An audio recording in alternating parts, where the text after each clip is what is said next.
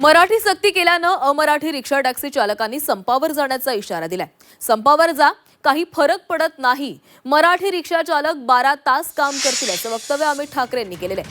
संप करा, पण अंगावर आलात तर रस्त्यावर मारू असा इशाराही त्यांनी दिलेला आहे।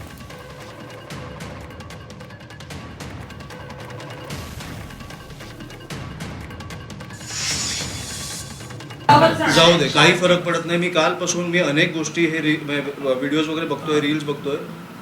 मी जे रिक्षा चालकांचे, मराठी रिक्षा चालकांचे जे व्हिडिओज बघतोय, त्यांचं म्हणणं आहे आम्ही 8 पर्यंत रिक्षा चालवायचो, आम्ही 12 पर्यंत चालू, पण आम्ही नागरिकांना त्रास होऊन देणार नाही। ह्याच्यासाठी खरं तर हॅट्स ऑफ त्यांचे।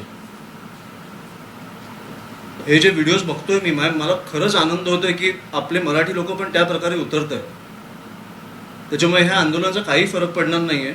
फक्त मी एक सांगतो, आंदोलन संप करून करा तुम्ही। जर आमच्या लोकांच्या अंगावर आलात तुम्ही तर रस्त्यावर मारणार।